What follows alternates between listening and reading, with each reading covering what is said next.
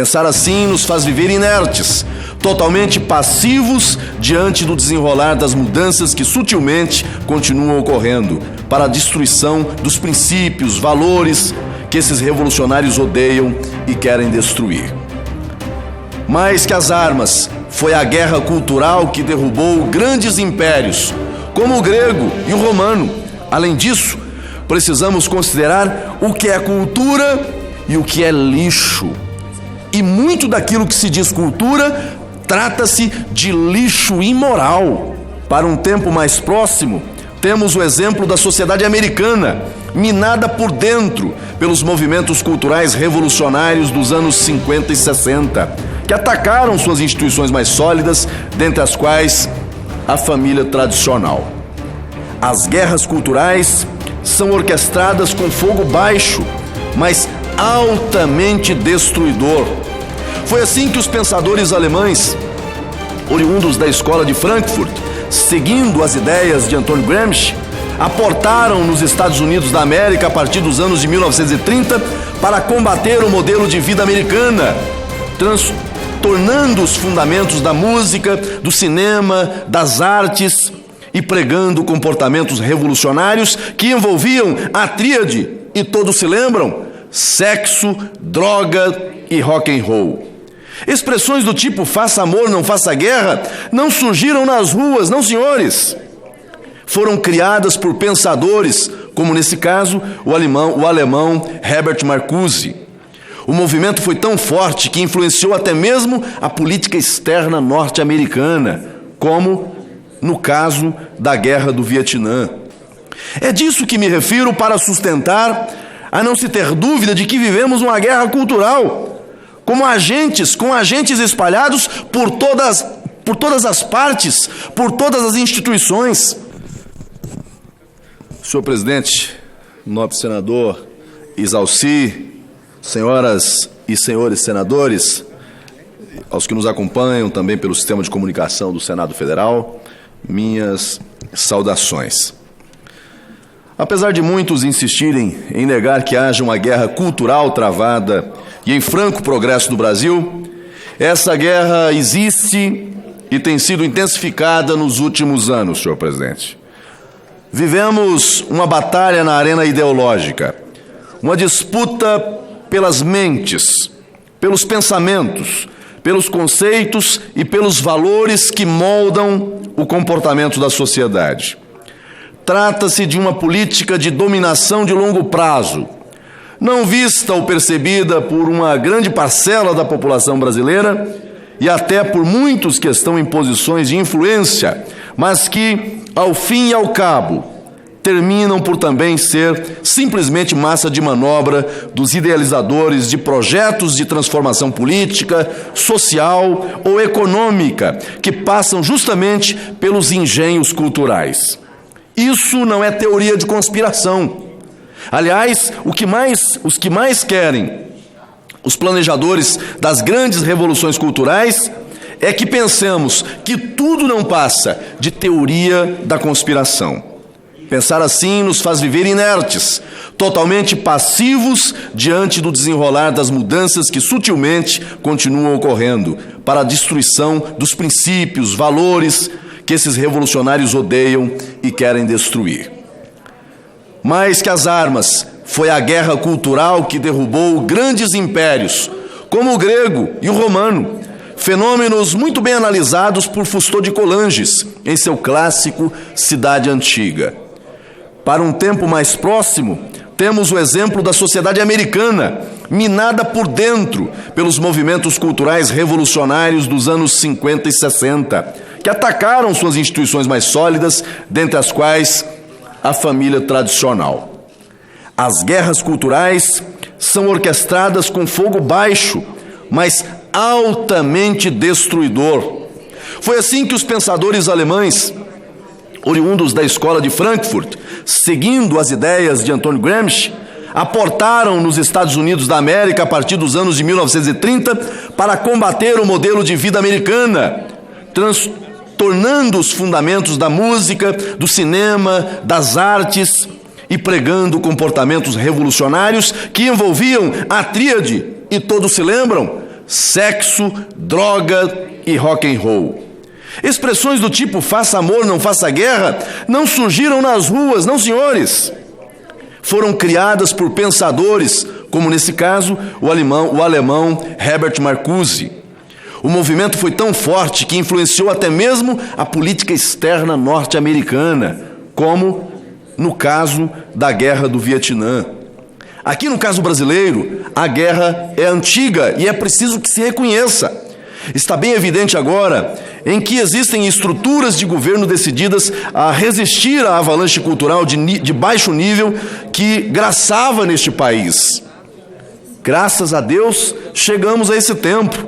São múltiplas as ocorrências aqui no Brasil que demonstram que estamos vivendo justamente uma guerra cultural. Os recentes fatos envolvendo a Bienal do Livro, realizada no Rio de Janeiro, são apenas uma amostra disso. O Brasil é rico em diversidade cultural e precisa difundir essa riqueza. Mas é preciso analisar o que realmente é cultura e como exatamente pode ser difundida.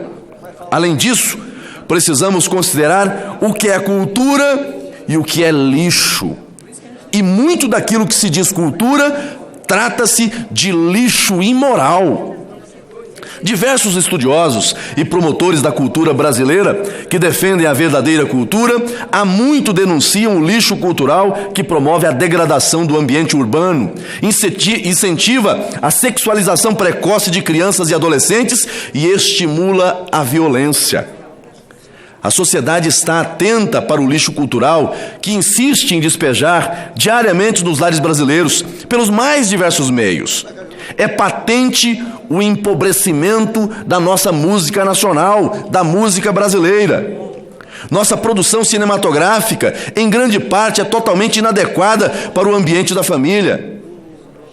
O mesmo se diga a respeito de apresentações culturais, como a do Queen Museu, e o caso do Museu de Arte Moderna de São Paulo, onde uma criança, senhor presidente, apareceu tocando um homem nu, o que nós apelidamos de o peladão cultural. Um caso grotesco, de flagrante erotização infantil, que alguns insistem em chamar de cultura, de arte. Quanto ao episódio envolvendo o prefeito Marcelo Crivella, o que mais me espantou foi o lado que o Ministério Público escolheu. De forma intransigente, de forma célere. E é lamentável, pelas razões que passo a explanar. Uma rapidez enorme, que não revela a mínima ponderação, escolhendo justamente o lado mais duvidoso, que é expor o público infantil a um conteúdo no mínimo inadequado, sem a observância da prevenção que a lei estabelece. É disso que me refiro para sustentar a não se ter dúvida de que vivemos uma guerra cultural, com agentes espalhados por todas as partes, por todas as instituições. No meu estado, o prefeito de Ariquemes, prefeito Tiago Flores, e os vereadores da cidade foram vítimas da fúria do Ministério Público justamente porque decidiram não distribuir livros didáticos, livros escolares que faziam apologia à ideologia de gênero, promovia a divulgação absolutamente precoce e desnecessária da união homossexual numa clara tentativa de constranger o pensamento heterossexual. E isso para o ensino fundamental, para a criança, senhor presidente. Qual é o propósito de se difundir de forma tão insistente as condutas homossexuais como se fosse um tema educacional? Um conteúdo necessário para o ensino de crianças e adolescentes. No caso da Bienal do Livro, para além das insurreições do Ministério Público e das decisões judiciais proferidas na mesma toada, setores da imprensa não se contentaram em divulgar os fatos. Aproveitaram para maximizar, justamente, a imagem tida como imprópria para a infância. É isso que vimos publicado dias seguidos, como numa abusada e sarcástica reação de parte da elite deste país, engajada na guerra cultural gramscista. Terminou ficando o prefeito Marcelo Crivella como o vilão da história. Sua preocupação com o Estatuto da Criança e Adolescente passou a ser taxada como censura. Cumprir o ECA, rotulado, enquadrado como censura. Mas o que diz exatamente o Estatuto da Criança e do Adolescente? Porque tem muita gente que gosta de leis para os outros cumprirem, mas para eles não. O que diz o ECA? No artigo 15, senhor presidente, diz o Estatuto da Criança e Adolescente que a criança e o adolescente têm direito à liberdade, ao respeito e à dignidade como pessoas humanas em processo de desenvolvimento. No artigo 17, o próprio ECA explica bem o que consiste esse respeito. Inviolabilidade da integridade física, psíquica e moral, abrangendo a preservação dos valores, ideias e crenças. O texto é claro, o texto não deixa dúvida. O respeito à criança impõe a inviolabilidade de sua integridade psíquica e moral, abrangendo a preservação de seus valores, ideias e crenças. Qual será o estatuto que o Ministério Público está lendo para embasar suas manifestações em juízo? No caso da Bienal, a Procuradoria-Geral da República, que agiu com extrema rapidez, deveria, no mínimo, dar o benefício da dúvida à infância brasileira, justamente porque sua postura deve ser de prevenção em favor da criança e do adolescente, não o contrário. É um indúbio pró-infância e não pró-espetáculo. O princípio da prevenção, que deveria ser seguido tanto pelo Ministério Público quanto pelo Poder Judiciário, está expressamente previsto também no artigo 72 do ECA.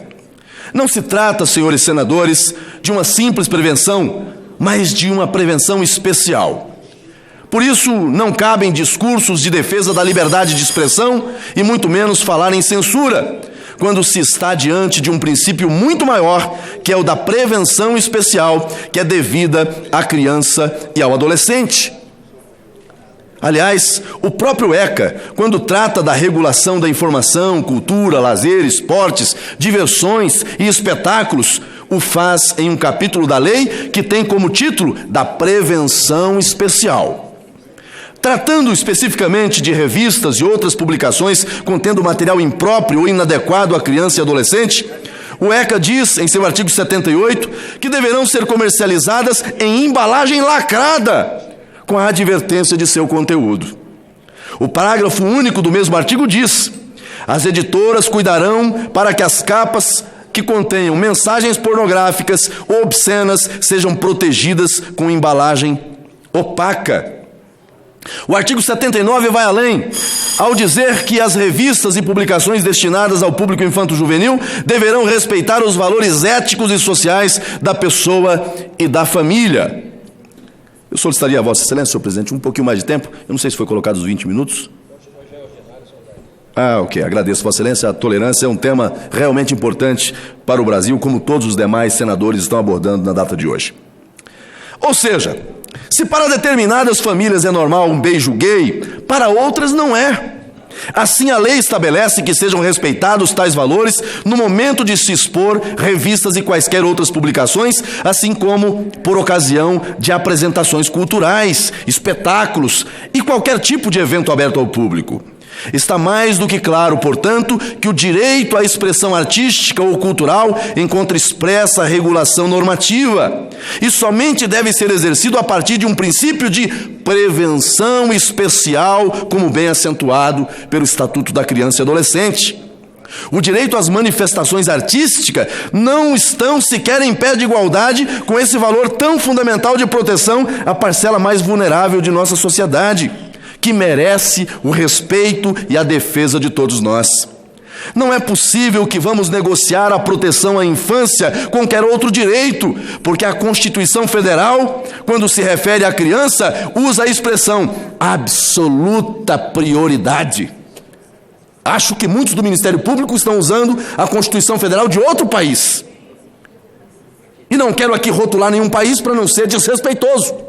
Mas não a Constituição Federal, não a Constituição brasileira, justamente para não se abrir margem a debates intermináveis em comparação com outros direitos constitucionais, como é o caso da liberdade de expressão artística. Veja, o caso da criança goza de proteção especial, absoluta prioridade.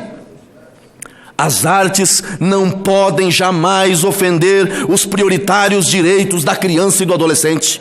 Isso é inegociável, é garantia constitucional. Tenho profundo respeito pelo Ministério Público brasileiro, mas esse respeito não me permite acolher silenciosamente a conduta de alguns de seus membros que agem mais como ativistas de movimentos marxistas culturais do que como defensores da lei, da moral e dos bons costumes. Aliás, o ECA diz, no inciso 8 do artigo 201, que é dever do Ministério Público zelar pelo efetivo respeito aos direitos e garantias legais assegurados às crianças e aos adolescentes. O que mais me espanta, senhor presidente, é que na lide instaurada entre a organização da Bienal do Livro e o município do Rio de Janeiro, houve incursão do Ministério Público, mas não a favor das crianças e dos adolescentes, o que considero gravíssimo, pois o ECA diz o seguinte, no artigo 202, nos processos e procedimentos em que não for parte, e não era parte, atuará obrigatoriamente o Ministério Público na defesa dos direitos e interesses de que cuida essa lei. Qual lei? O Estatuto. Mas o Ministério Público rasgou o Estatuto, rasgou a Constituição Federal, deixou de estar do lado de quem devia proteger para ficar do lado do interesse da Bienal. Ou seja, a obrigação do Ministério Público era intervir na defesa dos direitos da criança, das crianças e dos adolescentes, e não da Bienal, que já tinha sua própria defesa.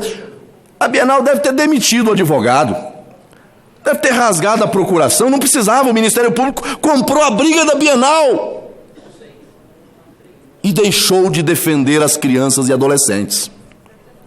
Sobre o conteúdo da publicação, senhor presidente, já parto para a conclusão, objeto da polêmica na Bienal, não há dúvida de que seja flagrantemente indutivo à prática homossexual, importando em um material de clara incursão no aspecto da moralidade. Uma imagem apenas basta para influenciar um pensamento, um sentimento, uma conduta, quanto mais diversas imagens e textos indutivos. O problema não é a comercialização do livro, mas a irrestrita exposição em espaço público sem observar as condições objetivas que estabelece o Estatuto da Criança e Adolescente. No Brasil, os pais têm direito a saber previamente que tipo de material será exposto a seus filhos, porque a eles, os pais, compete definir a criação moral de sua prole. Mas o Ministério Público quer tirar isso da família, quer passar isso para o Estado, quer passar isso para os setores da cultura. Não é mais incumbência do pai, garantia da família. O Estado não tem direito de chancelar absolutamente nada que milite contra o padrão moral comum da sociedade. E isso inclui feiras, exposições, espetáculos ou quaisquer outras manifestações culturais indistintamente abertas ao público. Não se pode, a pretexto de defesa da cultura, das liberdades, abrir mão das garantias de proteção integral à criança e ao adolescente. Quando se pretende que um evento público seja de livre acesso, independente de prévio aviso em relação à idade, é imperativo legal que o conteúdo a ser exibido seja adequado à criança e ao adolescente. É isso o que estabelece o Estatuto da Criança e do Adolescente. Não se trata, portanto, de qualquer censura, mas de respeito a um nível de moralidade comum que não agrida esse ou aquele setor da sociedade e que especialmente considere a condição peculiar do desenvolvimento da criança. Por tudo isso, meus cumprimentos, minha saudação, meu reconhecimento ao prefeito do Rio de Janeiro, Marcelo Crivella, e ao desembargador corajoso, Cláudio de Melo Tavares, presidente do Tribunal de Justiça do Rio de Janeiro, que escolheram seguir o que prevê expressamente o Estatuto da Criança e do Adolescente e respeitaram a Constituição Federal do Brasil, ao invés de cederem às pressões daqueles que preferem as artes ao respeito à lei e à infância brasileira. Faço esse registro, senhor presidente, porque não é possível que esse parlamento deixe passar ao largo descumprimento da Constituição, de uma lei específica e especial, como é o ECA, sem aqui verbalizar um sentimento da sociedade. E é verdade, essa semana nós vimos aqui, sob as críticas de muitos senadores, ministros de cortes dizendo que não pode se vincular à opinião pública. É verdade, à luz da Constituição não pode mesmo. Mas esses mesmos juízes que dizem não se vincular à opinião que vem das ruas, ignoram o texto literal da Constituição, meu caro governador Confúcio Moura. Uma certa feita, um rei que achou que podia tudo, quis ampliar o seu palácio, mas para ampliar o palácio deveria destruir um moinho. E, querendo cumprir o seu intento, a sua vontade, o seu desejo, ele dá ordem aos seus palacianos, aos seus súditos, que fossem lá e comunicassem o dono do moinho, que o moinho seria destruído porque era do interesse do palácio a expansão do seu espaço, o seu campo de ação, o seu campo de visão. E quando chegam lá os emissários do rei para cumprir a determinação real, aquele que seria alvo dessa infâmia, dessa agressão, não sei qual foi o gesto que fez, mas se fosse hoje talvez faria, levante a mão e diga: alto lá, ainda existem juízes em Berlim. E o moinho resistiu para a história. No Brasil hoje, nós precisamos de repetir uma frase, mas não é essa frase de que ainda existem juízes no Brasil. Nós precisamos repetir uma frase e levantar o livrinho da capa verde, dizendo: ainda existe Constituição Federal no Brasil, senhor presidente. E se essa Suprema Corte, sob ataque, sob críticas, inclusive por mim, resiste, é porque existe uma Constituição Federal. Mas no dia que esses juízes, esses magistrados, esses julgadores deixam de cumprir a sua própria Constituição, a Constituição Federal do Brasil, passam a não ser dignos da função que ocupam, respeitosamente, senhores. Porque só há razão de ser, só há sustentação para esse ou para aquele poder, se vinculados, se subordinados, se submetidos ao comando constitucional. Vossas Excelências sabem que tenho sido aqui um defensor da Constituição. E muitas das vezes, mesmo aos ataques e às inconformações de muitos, não assinei a CPI do Judiciário. Não porque concordem com o Judiciário, porque discordo de muito do que pratica lá, inclusive de condutas questionáveis. Mas não o fiz por entender que os 3 pilares da democracia se sustentam na tripartição de poderes.